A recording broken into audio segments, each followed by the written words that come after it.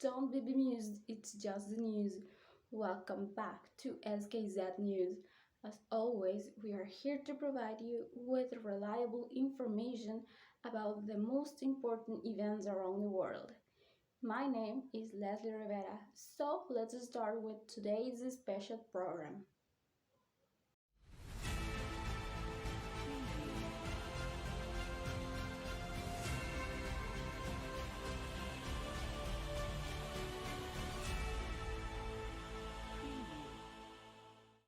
Today I'm here to present you another special section in SKZ News called Found Guilty.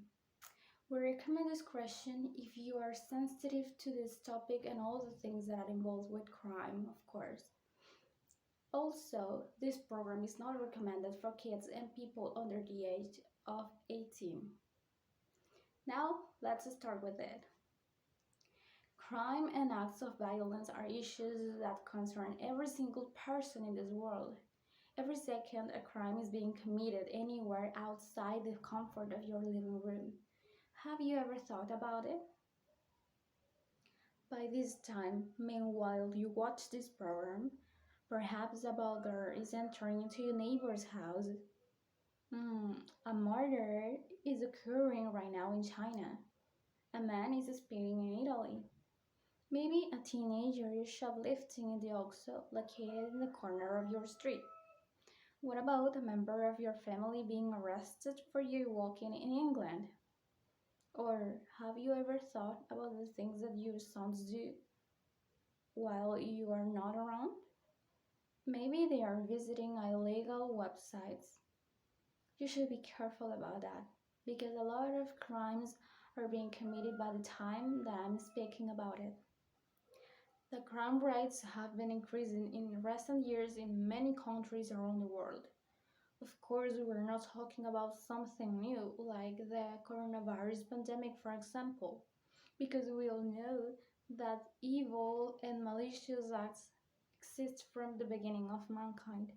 But nowadays, it's like our bread and butter. Okay, here we have some information according to Crime Index per country by this year, 2021, with the countries with the 10 highest crime rates in the world. In the first place, we have Venezuela with 84.36%. In the second place, we have Papua New Guinea with 80.4%. South Africa with 77.29%. Then Afghanistan, Honduras, Trinidad and Tobago, Brazil, Guyana, El Salvador, and Syria. Our country, Mexico, is located in the number 15. Yeah, we are into the top 20, considered the most dangerous countries in the world.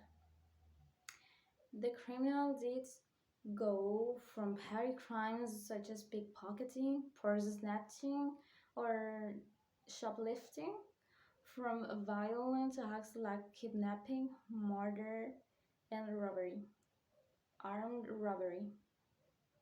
Now it's your time to reflect about it. What do you think that are the main causes of such crimes? The ones that I already mentioned before, and a long list of other crimes. This is a question, a really difficult question that the government, along with the society and some of our organizations, have tried to solve. However, a lot of people attribute high crime rates to factors such as poverty levels and low education or even job availability. Those are issues that the countries mentioned before have in common. The 10 places the most dangerous in the world. Those places are located in our continent, in America. Okay, so in today's special program, in order to talk deeply about the possible causes of this issue, the crime that is affecting seriously our daily lives, we have a special guest with us today. Welcome, Detective Han. Good evening. How are you today? Hello, Miss Leslie. I'm glad to be here today. Thanks for inviting me. Good to hear that. Thanks to you for coming. Detective Han is one of the most famous detectives in Australia. He has solved cases that the police thought that were almost impossible to figure out. And he also has a degree in psychology. He's such a genius, isn't he? Okay, so let's start with it. According to your experience, what do you think that are the main causes of crime, Detective Han? Two things, miss. Like how? There are just two reasons? No, lady. The first thing that I wanted to say is just call me Han, please. It's weird to hear detective all the time. And the second one is my answer. I've seen a lot of people committing crimes because of money, of negative feelings, and also psychological issues, people. Yeah, and I think that those are the main reasons many criminals, life path, of course, follow the same patterns. They can have access to education, they will fight from the jobs, maybe they don't have money to sustain their families, so they have to find ways to obtain resources, even if it's something illegal or dangerous. They act by impulse sometimes. They are blinded by envy, jealousy, anger, pain, and also revenge, you know. How many cases have you heard about that? That a girl took revenge of her husband, maybe, or perhaps because, as I mentioned before, they have serious mental issues that they cannot control. It's always the same. Wow, such an impressive answer, Han. I haven't thought about it. Well, not in that way. You just summarized everything, just three reasons that encompass many things. And however, what do you think about this popular opinion that people have about that says that the governments don't do anything to eradicate the highest violent acts committed by the people? What do you think about it? Well, it's more simple than you think, Leslie. Well, first, I might say that the government is actually doing things to work against the crime, and I'm not saying it because I work for them. Just they don't know where to begin.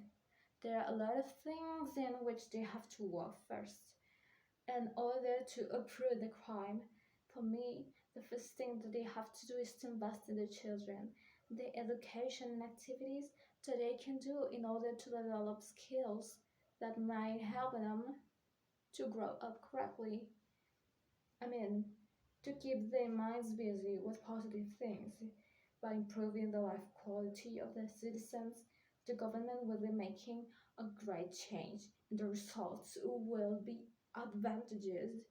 But maybe you're asking why you're talking about children if we are talking about crime, are two really different words. But I want to say that education is everything in this world, is everything that really matters. What do you think about it, Leslie? Well, now that you mention it, talking about children, there's another issue related with them. That there is evidence that some kids develop a violent behavior at school, which leads to the well-known bullying. And you know that children who are victims of these situations grow up with several problems, and this can affect their adaptation to society. So, what do you think about this? Do you think that kids just grow up being evil or something? Because that's another popular opinion that people have. Well, miss. According to some experts in the topic, I've read a lot of books before about it because I've studied psychology before being a detective, of course. And there was a woman called Anne Garrett. She talks about it in her book Bullying in American Schools. And the main cause of bullying according to her, is the background of the child. If he or she is having a bad time at home with the parents or brothers, or the cousins, or the neighbors, who knows, they're likely to reflect it at school with the classmates or teachers. It is important to pay attention to some alert signals before it's too late, and before it ends up in a tragedy. As I said before, there are always psychological issues that are not solved and that transform the person into a criminal. You know, I suffered from bullying when I was in elementary school. It's really hard to think about it because now I look like I'm a man. But then I was just a child, and there was a girl who once she attacked me with a pencil. Yeah, she stuck the pencil in my back, and I didn't know why. My mom went to talk with the teacher and her mom, but I think that my classmate, my ex-classmate, she had problems at home because her mom looked like she was about to kill me. She had always this face. You know, it's really hard to know what kind of things might be happening to them. Keep that in mind. As I said before, there are always psychological issues that are not solved, and that's why they become criminals. I already said it, but it's important to highlight this part. So, according to the things that you said, basically, another thing that the government must do in order to end up with crime rate is to monitor every single family to be sure that the new generations are growing up in a nice environment. Absolutely. You know that they can do it as well. They have the resources, economical resources, and they must use it correctly. It is not impossible. Yeah, but the thing here is that they don't know how to manage those resources. We cannot trust in them. Absolutely not. Mm, yeah, you have a point. But why are you so angry? You're from here, right? You're from Mexico. Yes, yes, I'm Mexican, And even though my country is not in the ranking of the most dangerous countries in the world, well, not the first 10, at least 70% of the population here, of the total population in my country, they say that they don't feel secure here. It is sad to hear from people of other places. I mean, once I heard a French girl who told me, when I think about Mexico, or well, there in the schools, when we speak about Mexico, the first thing that comes to our minds is the color red. But why? Because red is the color of blood. And because they think that my country it's dangerous, it's really dangerous, and they're afraid to come here. Like, I feel so sad that they believe that we here we're all drug dealers, kidnappers, or robbers, which we are not. Well, there are people, there are criminals like in other countries as well, but not all the citizens here. It is well known among my people that the government also is is the main problem here. That what else can you expect from corrupt politicians? Any strategy to eradicate violence won't work here if the politicians are the one who steal and profit with the country, with their own country, because they're Mexicans too. Like, it makes me feel so angry. Well, listen, it's terrible to hear that, but let me tell you something. You're not the only one, right, people? The ones who are watching this program, do you think that I'm right? That she's not the only one who feels so sad to hear such terrible things about the country. I mean, it is said and done that many other countries have such a bad and poor management. As a consequence, the violence rate increases day by day, and for that reason, I have a lot of work. Yeah, as a detective, I have to work a lot in murders, solving difficult cases of murders because you know that criminals are becoming experts. I don't know why. I don't know how can they do it, but they are really smart, you know. Well, I know, right? It's frustrating, evil in the purest form. And I mean, even though I'm not working as a detective or as a psychologist, I am tired of hearing every single day and to provide every single day bad news. Like, why we have to do this? I'm sure that even if we have the specific reasons why criminal deeds are committed, it is something hard to eradicate, to delete from this world.